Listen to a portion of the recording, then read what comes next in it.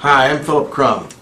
What's the difference between marketing materials and sales materials?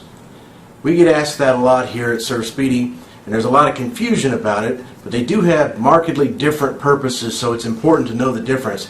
Marketing materials are typically designed to determine interest or create an interest in the suspect pool out there so that they become prospects. In other words, marketing materials are designed to qualify your suspects and prospects. Sales materials pick up where marketing materials leave off. Sales materials are typically used by the sales reps, and they contain information to close the sale.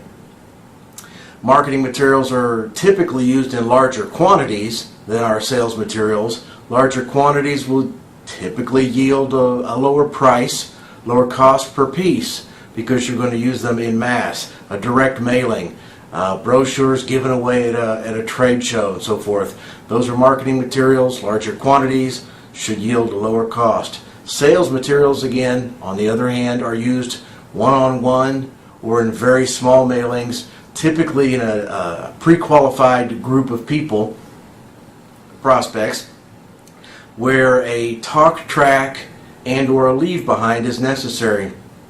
Those materials will typically cost more per piece than marketing materials will, because there's fewer of them, and you can personalize those materials, put your prospect's name on them to make them feel like they're more special than the next guy.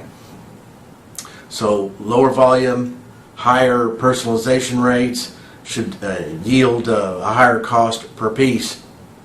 So the difference between marketing materials and sales materials is one of altitude. 30,000 feet, you use marketing materials, which the content of which should be about the benefits, the overall benefits, and where you'll go, the dream state that you want to convey. As you move closer to the sale, you'll narrow down the dreaming into concrete points that still yield benefits and dream points, but they're moving closer. You take it to the extreme.